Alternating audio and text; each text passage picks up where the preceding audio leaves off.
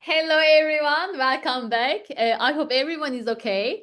Today I want to talk about something very close to my academic heart, ekphrasis. If you ever never heard about this issue, the word, don't worry, it sounds complicated, but the idea is actually very human. Ekphrasis is what happens when literature responds to visual art.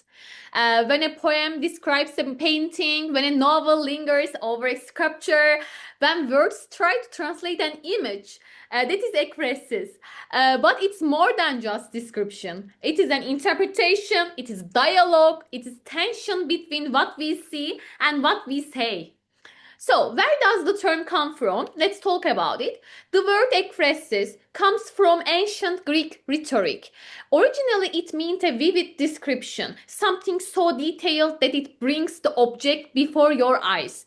In classical literature, writers would describe battles, cities, objects, even imaginary artworks in a way that made them feel present.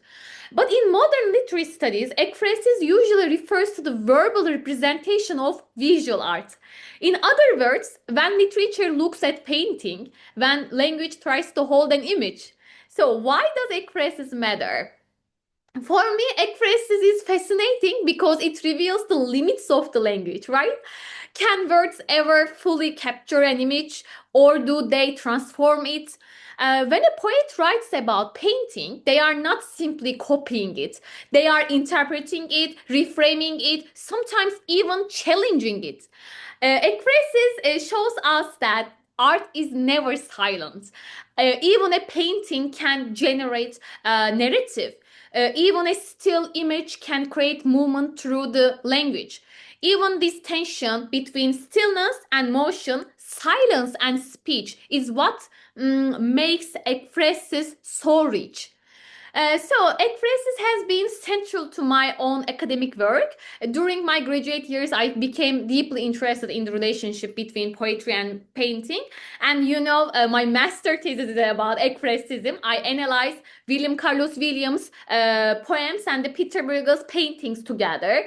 I was especially drawn to how modernist writers responded to visual art, how they used fragmentation, perspective, and imagery to mirror painterly the techniques. So, one example I often return to is the relationship between William Carlos Williams and the paintings of Peter Bruegel. Williams didn't just describe Peter Bruegel's paintings, he reimagined them, right? He zoomed in and overlooked details, he shifted focus, he turned visual composition into poetic structure. That's what ekphrasis can do. It doesn't just translate, it transforms. And what I love most about ekphrasis is that it reminds us art is never isolated. Painting speaks to poetry, poetry speaks back, and the reader stands in between. There is always interpretation happening. Sometimes ekphrastic texts admire the artwork. Sometimes they critique it. Sometimes they question what is visible and what is hidden. So ekphrasis is not passive description. It is an active conversation across mediums. Why it is still matters today? In our current moment, surrounded by images, screens, visual culture, ekphrasis feels more relevant than ever.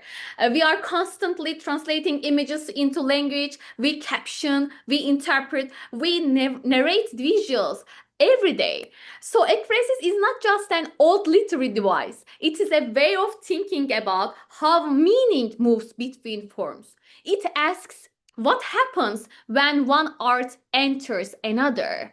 What gets lost? What gets gained? And maybe most importantly, who controls the narrative of what we see? If you are a student encountering ekphrasis for the first time, I encourage you not to think of it as a technical term to recognize. Think of it as a bridge between seeing and speaking, between image and imagination, between silence and storytelling. For me, ekphrasis represents the beauty of interdisciplinary thinking, the idea that the art form do not exist in isolation. They echo each other, they challenge each other, they expand each other, and perhaps that is what literature does best. It looks, and then this it speaks, it describes. Thank you so much for listening. This part is for my students that who are taking words and images course. I know, I'm sure they are listening to me. I'll see you in the next episode. Bye.